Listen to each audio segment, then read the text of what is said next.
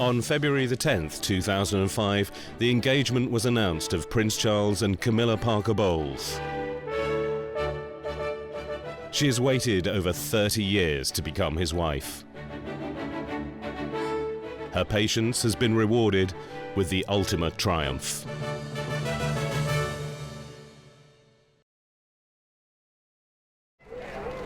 From soldier's wife to royal mistress to royal consort, Camilla Parker Bowles has made a unique transformation. This majestic makeover has been achieved by expensive grooming. Cosmetic dentistry, Botox injections, and even a facelift have been rumoured. Dowdy country clothes have been banished and replaced by sleek new outfits. Couture houses such as Valentino and Versace now clothe the mature figure so loved by the Prince of Wales.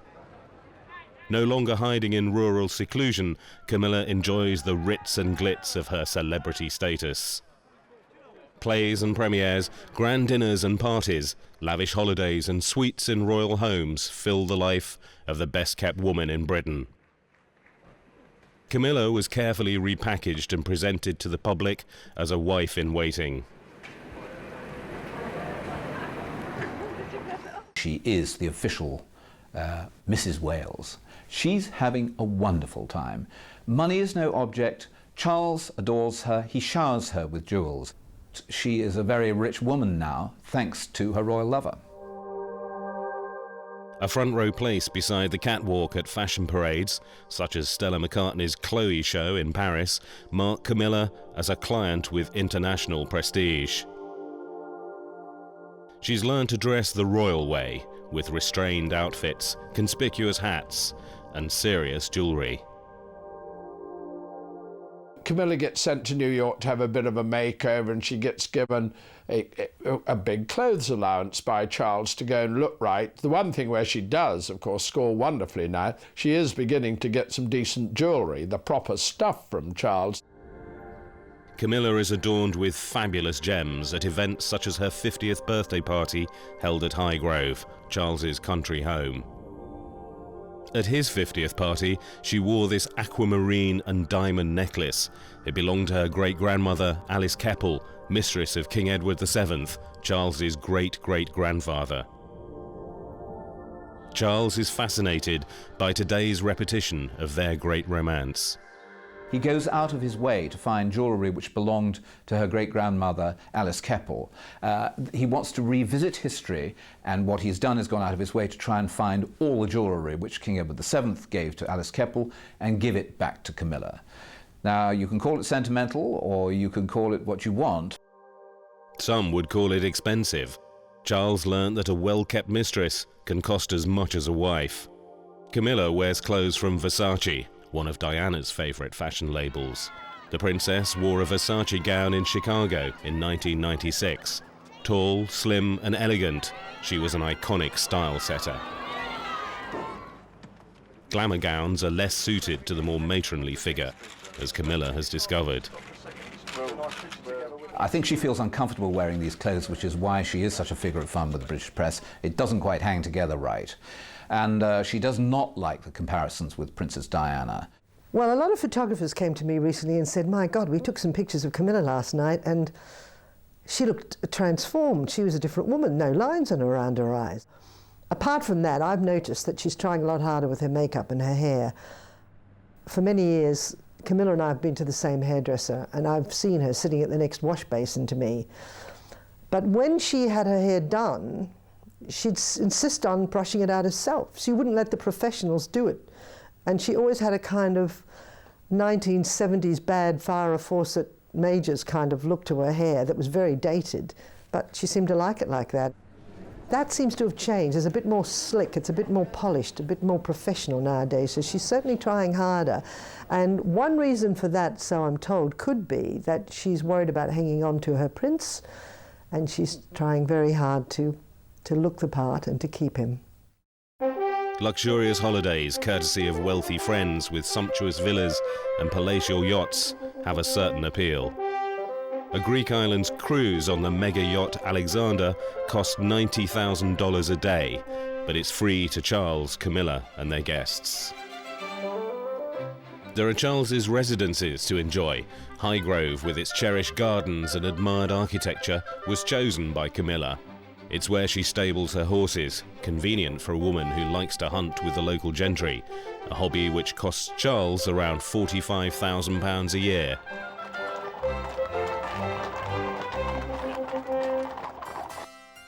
On the Queen's Balmoral estate in Scotland, there is Birkhall, once the Queen Mother's home.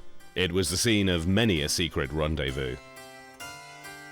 She was quite willing to throw open her house at Birkhall in the Highlands for Charles and Camilla. And of course nowadays it's Charles's home. The Queen has passed it on to him and he's redecorated it, and he and Camilla spend many holidays there. Owned by a trust, the Castle of May on the northern tip of Scotland was the Queen Mother's private home. Charles adored his grandmother and feels that he and Camilla are keeping her memory alive by staying in her favourite retreat. Camilla is chatelaine of Clarence House, the Queen Mother's old London home. It's worth £150 million. When everybody moved into Clarence House once its refurbishment was complete, that William and Harry found themselves living for the first time with their father's mistress.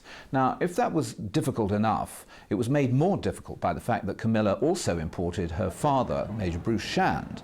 And so suddenly there are people that they don't really know terribly well, and they're supposed to share a roof with them. And I think both William and Harry found that a very uncomfortable experience. Mark Bolland, who has since left the Prince's household for a media relations career, also served Camilla. Courtiers like Bolland owed allegiance to both the Prince and his mistress. I wouldn't call them sycophants, but I would say that they're all extremely loyal to Prince Charles, and therefore, when Camilla moved in, they're extremely loyal to her. If they want to keep their jobs, they have to like it or lump it. Being a royal courtier is pretty much a lick-spittle job. You know, you tug your forelock to the boss, and if the boss has got a new girlfriend, then you go along with whatever the girlfriend says. Whatever they feel privately, she's part of the management team now, and they have to work to her as well as work to Prince Charles. It's a wonderful life for a woman who lives like a queen, but has few duties, except taking over Charles's splendid homes. Camilla is now running the royal show. She's in charge of 3 royal residences, Clarence House, the main royal residence, Birkhall, the Scottish residence, and Highgrove, which you must remember is the house that she chose for Prince Charles, not Prince Charles choosing for himself. She had a very strong say in the way that the houses were refurbished. She oversaw the way that the gardens were reorganised, and she really runs the everyday business of all the royal palaces on Prince Charles's behalf. She's a very powerful figure in that way, and although we don't see very much of her in public at the moment, you mustn't underestimate the power which she wields, both over the Prince of Wales and the Prince of Wales's staff and households. Camilla's own home, Raymill House, was bought after her divorce in 1995. Smaller and less imposing than Highgrove a few miles away, the house was redecorated and the gardens maintained to exacting standards, with costs met by Charles. Members of his close circle helped to buy the property. When she wanted to buy her country home in Wiltshire, a group of Prince Charles's friends raised the money for the mortgage, and so they kind of bailed her out. Apart from the upkeep of the 17-acre estate, Charles also pays for Camilla's security system. He provides her with highly trained bodyguards to protect her from harm. In 1997, Camilla had a minor accident on the winding roads leading to Highgrove. Charles pays all her motoring costs. Certainly now, her clothes, her running expenses, her car, the 2 former police people who look after her, chauffeur her around and act as her protection officers, they're all paid for by Prince Charles. Camilla undertakes some low-key charity work. She became a patron of the Wiltshire Bobby Vans Appeal, a scheme which provides voluntary home security. In 2004, she joined Prince Charles on a public engagement for the appeal. Her sister, Annabel Elliot, came to see the couple's fundraising attempt. They were warmly received in a county which is home territory for Camilla, a shrewd way of guaranteeing public approval for their relationship. One onlooker told the press, "It's nice to see them together. They've got a life to lead, haven't they? I don't see why not. We can't all live in the past." But this campaign to launch Camilla as a charity queen has had to proceed with caution. If she did take on more charity work, she might be accused of following it or trying to follow in Diana's footsteps. But the problem is she's not very good. Her biographer, Christopher Wilson, described it to me like this. He said, "She's great one-to-one, but she's no good with a crowd." The difficulty for Camilla is she's uneasy in the presence of the British public. Diana had a wonderful magnetic charm which made everybody feel better once they'd spoken to her or met her, and so it made her an absolute natural going out on the charity circuit, raising money and raising awareness. Camilla just doesn't have that common touch, and as a result she has stayed away from the one vehicle which could bring her in contact with the British public and allow the British public to assess for themselves whether this woman who lives with the Prince of Wales is worthy of their support. In 1997, Camilla became a patron of the National Osteoporosis Society. Although she had a personal interest in the bone-thinning disease, the charity was a useful launching point for a more public role. Posing with British celebrities to raise the charity's profile also served to enhance her own. She became president of the society in 2001. Her self-assurance grew quickly as she took on more engagements. In 2002, she attended the Society's book launch. What's so special about this little book of calm? Well, I think anybody who's very interested in osteoporosis should read it. It's very cheap, it's very good reading, and it'll tell you all about it. Why are you particularly interested in it? My mother died. Thank you. Acting as an ambassador for the Society, she attended the World Congress on Osteoporosis in Lisbon, opened by Queen Rania of Jordan. Camilla made a speech. My family knew nothing about osteoporosis. The local GP was kind and sympathetic, but he, like us, was able to do little to alleviate the terrible pain my mother suffered so stoically. We watched in horror as she quite literally shrunk in front of our eyes.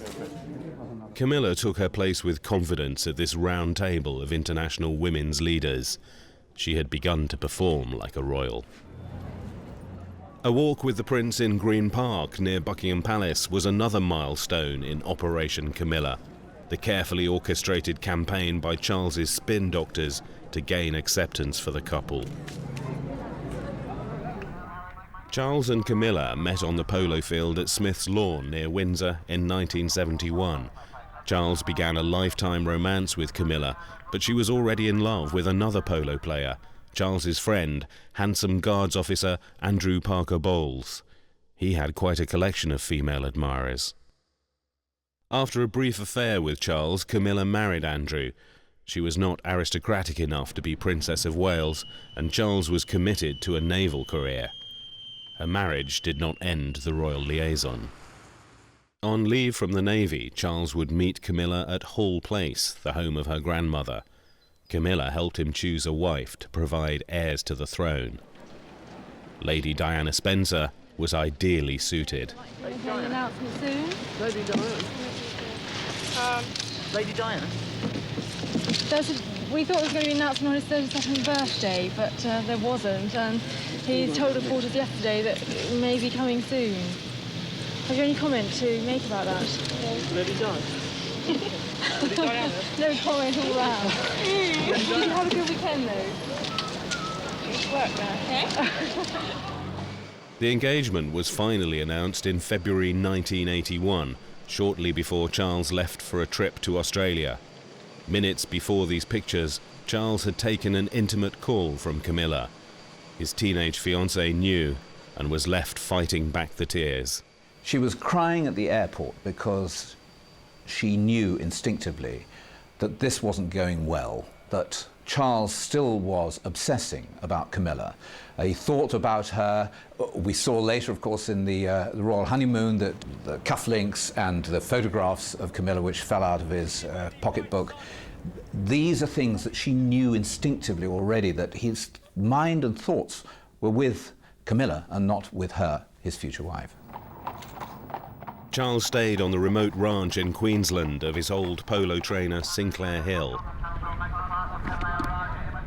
He didn't contact Diana, but kept in touch with Camilla.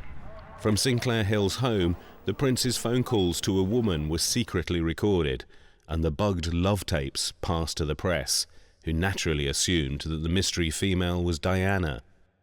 I think it must have been a double blow for Diana, because already there had been the Royal Train incident when it was suggested that Diana had spent the night on the Royal Train with Charles. In fact, we now know it was Camilla Parker Bowles. Now, this new blow, she is just a moment away from actually getting married to Prince Charles, and she discovers that he's been making private telephone calls which have been bugged. They're supposed to be to Diana, but in fact, they're to Camilla. Now, she is within weeks of actually getting married to Prince Charles. Charles isn't calling her at home, but he's calling Camilla. Can you imagine what was going on in her mind? Later, Diana called her wedding day the most emotionally confusing day of my life. Camilla had been in St Paul's Cathedral as Diana and Charles exchanged their wedding vows. For several years, the palace protected the fairy tale.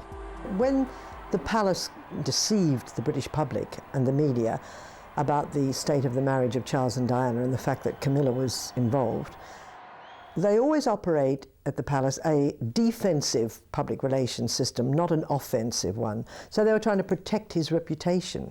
And a lot of people were fooled for a long time, myself included. I thought that he's far too noble a person to be unfaithful to his wife and betray his marriage vows. But he said, "Do you expect me to be the first Prince of Wales doesn't have a mistress?" Leading the guard of honour for the carriage taking the couple to their honeymoon was Camilla's husband, Andrew Parker Bowles. A page at the Queen's coronation, he was now a lieutenant colonel with the Household Cavalry. Interviewed that day, he described Charles as a marvellous leader and a marvellous man. Very few knew that Bowley Hyde Manor, the Parker Bowles home a few minutes' drive from Highgrove, had been used for trysts between Charles and Camilla. In time, Camilla also made secret visits to Highgrove. It's important to remember that when she got married, Highgrove was Diana's home. I mean, Kensington Palace was her London base, but Highgrove was home. And on the occasions I visited the house, it was her place. But I think as the marriage deteriorated and she knew that Highgrove was where her husband entertained Camilla Parker Bowles, obviously her views on the place changed, so that by the time she left, she metaphorically and pretty much literally shook the dust of it off her shoes. Charles had bought Highgrove to be close to Camilla. It's near the Gloucestershire town of Tetbury, with its centuries-old buildings. Despite its quaint charm, Diana never felt at ease in the area. It was too near Camilla and the Beaufort hunt. At this time, Diana didn't ride, and she was suspicious of the hunting set who might provide opportunities for Charles to see Camilla. Once when she was having lunch, the hunt sort of came galloping through the garden, the local hunt, the Beaufort, and she was outraged because Prince Charles jumped up and left his lunch to get cold on the table and rushed out to sort of look at them, and she was furious. Charles also met Camilla at safe houses loaned by friends who encouraged his betrayal of Diana. They were photographed together at one of their secret locations, Glenselyn House near Brecon, owned by friends in Camilla's circle. In 1986, the Parker Bowles family moved to Middlewick House, again close to Highgrove. Caught out by the press, Charles made a frantic escape hidden under a blanket. He also journeyed to love nests round the country. The locations included Garraby Hall in Yorkshire, home of the Earl and Countess of Halifax; Eaton Hall in Cheshire, home of Anne, Duchess of Westminster; and Northmoor Farm, then the Suffolk home of the Van Cutsums. Florence in Tuscany was a shared passion. They visited a villa bought by King Edward VII for Alice Keppel. Here, they loved to paint. The couple visited Turkey in 1989. When these sneak pictures in the press failed to end the affair, Diana took action herself. Prince Charles really believed that he could manage his love life. He could keep Camilla in one compartment and Diana in the other, and he was appalled when he was invited by Lady Annabel Goldsmith to her house, Ormley Lodge, to go to a birthday party, to discover that Diana, who had also been invited, was actually going to come. Surprisingly, the Prince of Wales didn't expect the princess to go, but she did, and I went with both the Prince and Princess of Wales. And he was appalled at the thought that the two women in his life were actually going to meet, and all his worst nightmares came true. Camilla and Charles had nipped off together. They were having a private conversation downstairs away from the main party. Within about an hour or so, I heard my voice being shouted from the hallway, and it was the princess, and she was rather distressed, and she said to me, "Ken, I can't find the Prince of Wales." So I said, "Well, you know, there's not much I can do." But, you know, why? She said, "Well, you know, I can't see Camilla either." So there was a sort of a rather serious tone that came, expression came across her face. She said, "Will you come and help me find them?" Finally, Diana cracked. She raced down the stairs. She confronted Camilla and said, "Leave my husband alone." Diana had control of that moment, and I think it must have been a wonderfully triumphant moment for her, because it was the only time during all the time that she was married to Prince Charles that she was ever able to confront Camilla and tell her to keep off her husband. I think when we were on tour in Egypt, Diana told me about confronting Camilla Parker Bowles at the Goldsmith party. And I mean, it didn't surprise me very much, because I knew the princess was a pretty feisty lady. And I was quite pleased on her behalf that she was confronting somebody who she felt was a very unwelcome intrusion in her life. Diana privately nicknamed Camilla the Rottweiler. Camilla called her Barbie, after the doll. Everyone in royal circles knew that Charles and Diana now lived separate lives. Charles played polo every summer, a hobby Diana disliked almost as much as hunting. In 1990, the prince broke his arm in a dangerous fall. Diana was with Charles when he left hospital, but this show was a deliberate smokescreen to conceal the true state of the marriage. They went home to Highgrove together, but Diana soon left its front door for London, and Camilla arrived by the back entrance to nurse the prince. The marriage entered a terminal stage, with Diana and Charles both using Highgrove at different times. Camilla took over every aspect of Charles's private life. She is a mother to Charles, she's a nanny, she's a nurse, she's a mistress, she's somebody who treats him as a little boy, which I think is what he wants half the time. I think she must be great in bed with him and looks after him in that department exceptionally well. This is a lady who just does everything for the Prince of Wales and doesn't actually ask for that much in return. To be fair, I don't think she's even asked him to marry her. In June 1992, a biography of Diana revealed her suicide attempts and an eating disorder caused by her anguish over Charles's closeness to Camilla. Her secret cooperation with author Andrew Morton betrayed her husband and the royal family. The couple were scarcely speaking as they performed their last foreign tour in Korea that November. Days later, the Prime Minister, John Major, made this historic announcement. It is announced from Buckingham Palace that, with regret, the Prince and Princess of Wales have decided to separate. 1993 began badly with Camilla Gate, a bugged, intimate phone call between Charles and Camilla. I can't bear a Sunday night without you.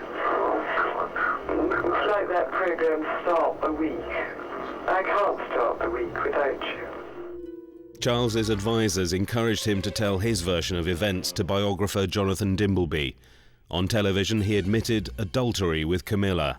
She was exposed to public censure. Whenever there's a crisis, the royal family has one rule and one rule only, and that is don't do anything. And when the Camilla Gate tapes were published, when Andrew Morton's book exposing Charles's long affair with Camilla was published, Prince Charles did nothing. He let her take care of affairs for herself. As a result, she was put under house arrest by the British press. She was vilified in public. People threw bread rolls at her.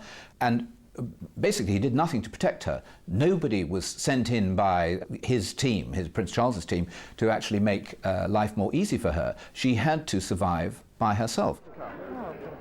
Diana also mapped out a route for her own survival. On the night of Charles's televised admission of adultery, she upstaged him by wearing one of her most daring dresses at a charity event. A year later, she bared her soul in a remarkable interview for the programme Panorama. She spoke of her illnesses, her despair, and her feelings of failure as a wife. With calculated revenge, she blamed Camilla. Do you think Mrs. Parker Bowles was a factor in the breakdown of your marriage? Well, there were 3 of us in this marriage, so it was a bit crowded. Famously, Diana said that there were 3 in her marriage, by which I guess she was referring to Camilla Parker Bowles. And it's a fair bet that if there had only been 2 in the marriage, then it would have been easier for those 2 to do what was, after all, their duty constitutionally, which was to stay married. I think that's sometimes forgotten, that fairy tale wedding in St. Paul's in 1981 was the Windsor dynasty's best bet for long-term survival. And the fact that didn't work, for whatever reason, whether it was Camilla Parker Bowles or anything else, is the gravest, most dangerous threat to the long-term future of the dynasty. Camilla and Andrew Parker Bowles were divorced in early 1995, a few months after Charles's admission of adultery. Andrew had been embarrassed by his longtime friend and fellow army officer. Camilla remained silent. When Camilla got divorced from Andrew Parker Bowles, the only reason that happened was 100% Prince Charles's fault. It would never have happened if he hadn't humiliated Andrew Parker Bowles by going on television. He admitted that he'd been unfaithful. 3 days later, it was as quick as that, Andrew then said a divorce has to go ahead. In fact, he behaved very well. He became the guilty party. It was very old-fashioned, and he took all the blame, and I think she divorced him. But that would never have happened if the Prince of Wales hadn't made that ridiculous admission to Dimbleby. Not only did it cuckold him in front of everybody, but it also was a fellow brother officer in one of the regiments saying, I have been having an affair with a fellow officer's wife. That is an absolute no-no in the British Army. You do not behave like that. Andrew, who had retired from the army on a pension, remarried. His second wife, Rose, took Camilla's place at society events, such as Ascot, each summer. The divorce cleared the way for Camilla's second marriage. Charles, who'd been having this wonderfully illicit affair, which went on for years and years and years, was in the position where he had to make an honest woman out of Camilla. Now, it may be that after all these years they've been together, he was actually tiring of her. And we may see that today that they live in Clarence House, but living separate lives. Who knows? But what I do know is that Charles forced this divorce, and he ended up with Camilla, whether he wanted her or not. Camilla's children, Tom and Laura, were affected by their mother's affair with Prince Charles. Tom was so embarrassed by other boys' teasing that at one stage he changed his surname to Bowles. He also turned to drugs and was caught out amid unrestrained publicity. Charles had to distance himself and his boys from his lover's son. One of the great disasters of the Camilla campaign, the campaign to try and make her more acceptable to the British public, was to try and join together the Parker Bowles family and the House of Windsor family, the children of Camilla and the children of Prince Charles. And the spin doctors were trying terribly hard to make this look like one nuclear family. But in fact, it was never going to work. Prince William and Prince Harry are remarkably suspicious of the whole Parker Bowles ethos, and they wanted to maintain their distance. Parker Bowles is a valuable brand name. Tom, who once sold wax jackets in Harrods, has reinvented himself as a cookery writer. Charles and Camilla's friend Emily Van Cutsem fell out with them over Tom's influence on the young princes. The feud was exposed when her son Edward married Lady Tamara Grosvenor, daughter of the Duke of Westminster. 2 or 3 years previously, the Van Cutsems had, at a dinner, had warned Prince Charles that the boys were mixing with Tom Parker Bowles, Camilla's son, who had been taking drugs, and they said, you know, he's a bad influence. When that dinner table conversation got back to Camilla, she struck back by making comments about the Van Cutsem children. The presence of the Queen added the aura of royalty and the rigidity of protocol. With her status defined by her role as a mistress, Camilla had to be seated away from the royal family.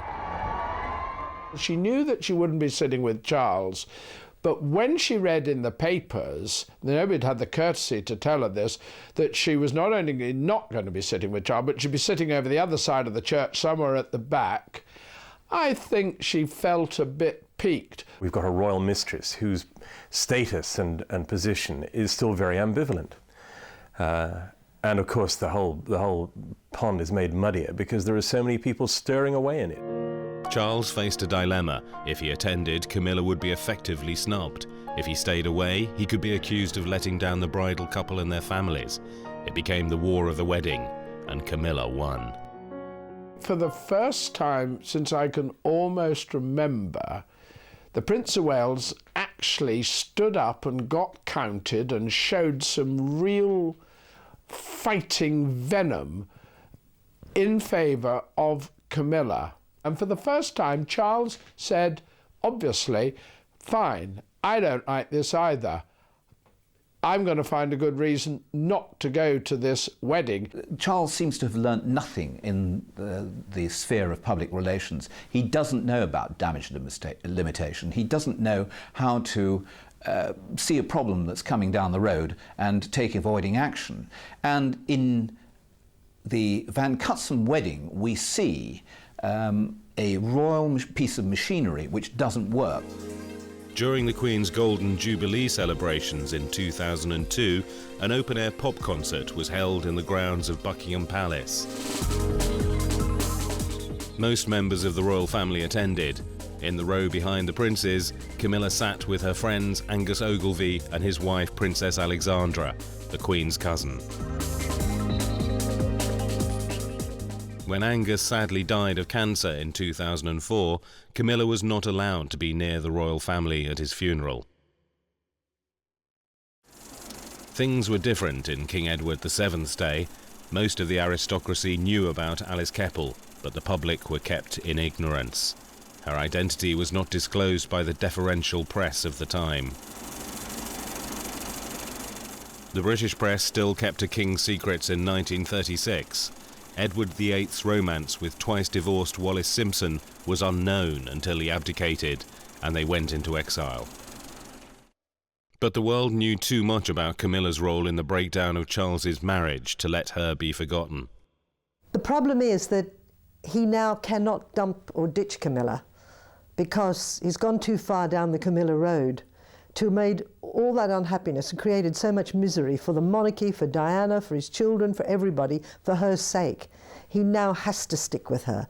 It's almost like Edward and Mrs. Simpson back in the 1930s. He couldn't drop her. I mean, he didn't appear to want to, but it's a situation whereby he's made his bed, he has to lie in it. It's almost like the famous saying that, you know, when you marry the mistress, you create a vacancy.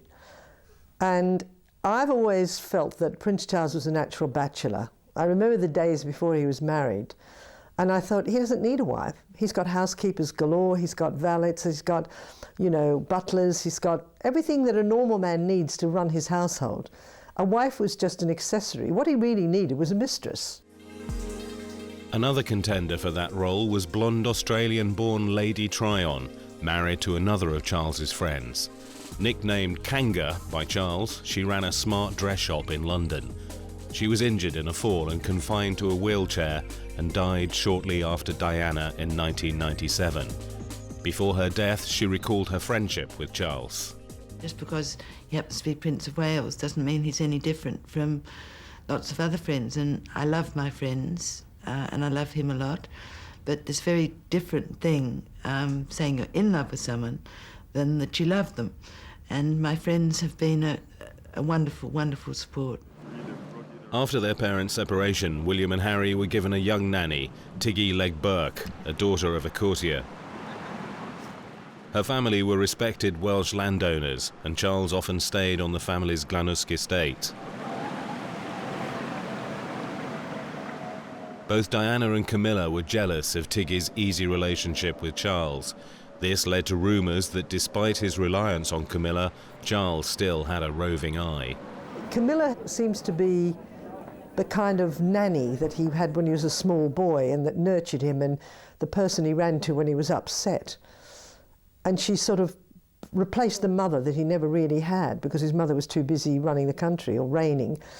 And I think he's now old enough to feel a bit trapped by that. He has had friendships in inverted commas, with other ladies. And maybe they were when Camilla wasn't available, who knows, but he certainly has had other friendships. And perhaps he thought, well, you know, if I were a free agent, I'd be able to have a little bit more fun. Camilla, how do you feel in Chile?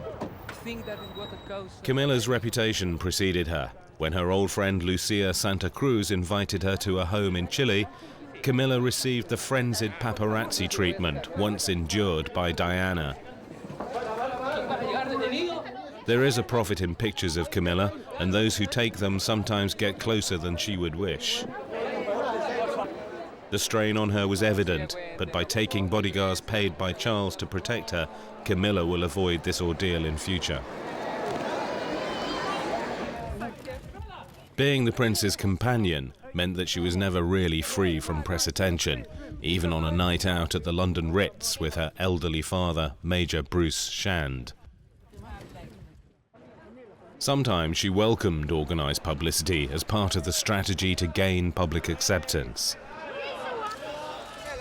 But eating a sausage could be risky for the image if there was a photographer around. I think the British press love to have a bit of a laugh at Camilla. She doesn't quite have it. They have a wonderful time making jokes about how she doesn't quite carry it off. Camilla feels at ease with the hunting set, which Diana disliked. She's at her most confident on horseback and can even joke with the press. Hello.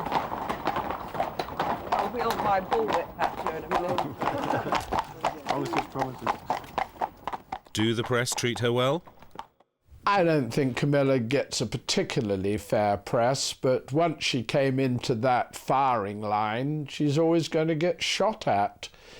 I mean, it's a bit of a nightmare for any woman, least of all Camilla, to be permanently compared on the looks front with Diana. I mean, most women, even supermodels, sort of suffered a bit when in comparison to Diana. You know, I don't think that worries Camilla particularly. I don't think it worries Charles. I think Charles has always found Camilla infinitely more attractive to behold than Diana. Okay, very strange, but love is blind, isn't it? Hunting, a country pursuit she shares with Charles, is one of the passions which unite them. However beautiful and accomplished an ambassador for Britain, Diana could not retain her husband's love. Charles preferred the woman who presented no threat to his fragile ego. His wife was simply too popular. But were the underlying cultural differences between Charles and Diana too wide?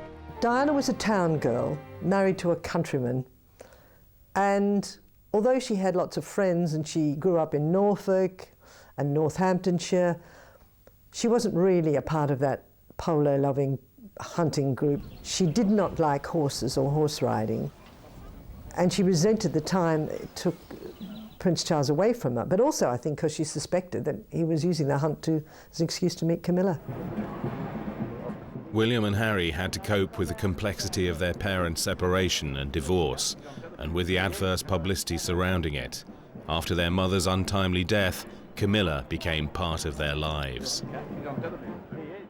I think Harry, more than William, has been really upset by the fact that Camilla walked in and took over Diana's home, Diana's man, Diana's lifestyle, Diana's everything. She stepped straight into a dead woman's shoes. And Harry, who was perhaps, you know, the baby of the family, much closer to his mother than William, he bitterly resents that. Prince William seems to be very diplomatic and very conciliatory. He knows his father's had a rough time, and he seems to think, well, if it makes you happy, Dad, fine. Because remember, William hasn't really been around very much at home. He's been away at university for the last 4 years, more or less, so he hasn't had to put up much with Camilla. It's been worse for Prince Harry, who seems very unforgiving and not ready to accept Camilla in his life whatsoever. They have always felt uncomfortable in her presence, and it is significant that although they moved into Clarence House as part of the so-called nuclear family of the House of Wales, they've moved back into their old apartments at St James's Palace. They just don't want to be close to Camilla. The couple considered marrying in Scotland to sidestep any difficulties presented by the Church of England, of which Charles will be supreme governor. Charles's divorced sister Anne married Tim Lawrence at Balmoral under easier Church of Scotland rules in 1992. For Charles, a compromise was reached. The Church has had a very significant role in forcing Charles's hand in marriage. They have been very uncomfortable for a long time to see Charles and Camilla living, as they see it, in sin. The difficulty they faced is that the Church is split over this. The evangelical side of it really believes that Charles is beyond the pale and can never really hold any responsible role within the Church of England, and so they don't want to see a marriage at all. The pragmatist side of the Church of England wants to see this problem solved, and in the end it was the pragmatists who won. Camilla was carefully positioned during the Jubilee pop concert in Buckingham Palace Gardens. Not allowed to sit beside Charles and his sons, she was kept well away from the Queen, who simply ignored her. I've no idea what the Queen thinks of Camilla Parker Bowles, and very, very few people do have an accurate idea of what the Queen thinks of Camilla Parker Bowles. I think it's quite eloquent that the Queen has obviously been at some pains to distance herself from the Prince's mistress, despite complicated and expensive attempts by the Prince to manipulate the media in Camilla's favour. People don't yet regard her as somebody they want to see on the balcony of Buckingham Palace one day. They may never think that she's a suitable person to do that. And until then, I'm sure the Queen is wise to leave her own views tantalisingly unspecific. As head of state and supreme governor of the Church of England, the Queen is always conscious of the example she sets. For years she has kept a delicate balance, knowing that Charles's adultery with Camilla could easily impact on her own standing and popularity. For this reason, she avoided confronting the Camilla issue.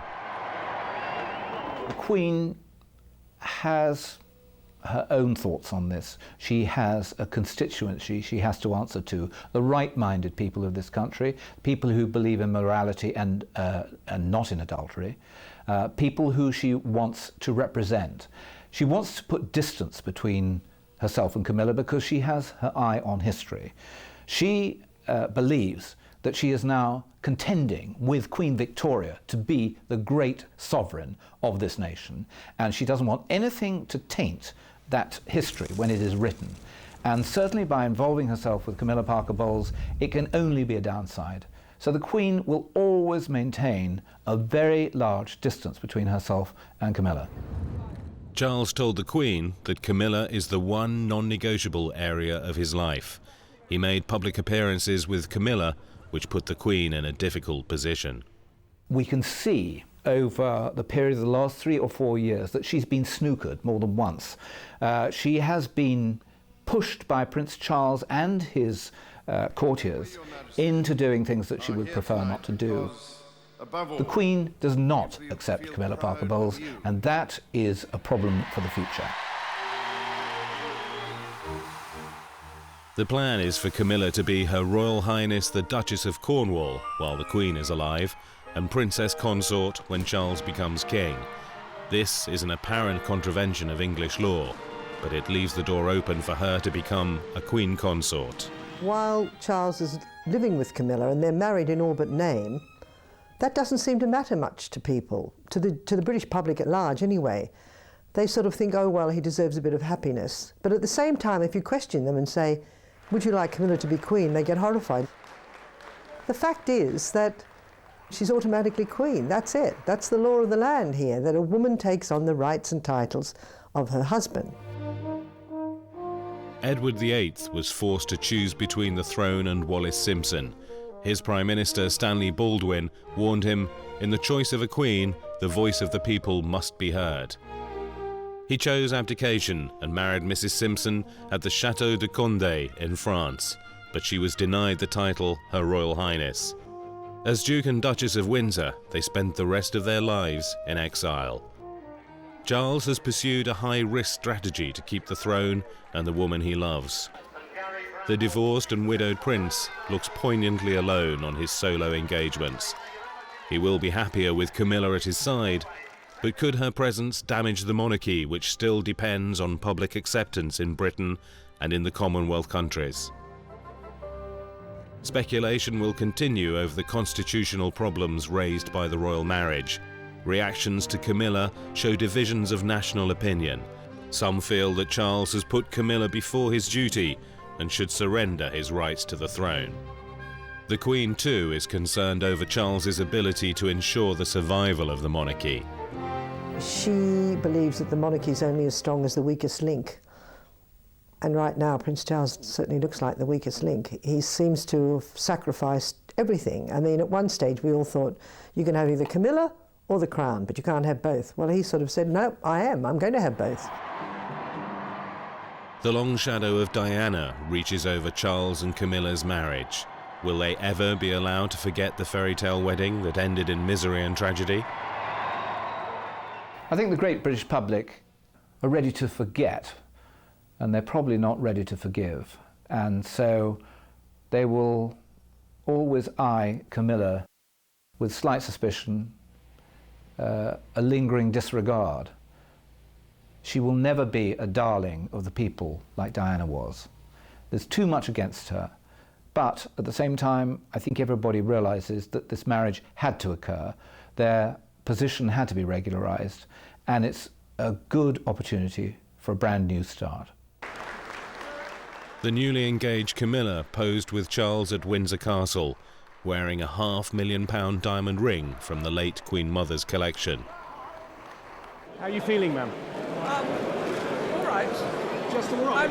I'm just coming down to earth. Did you get down on one knee to propose? Of course. Are you very happy, sir?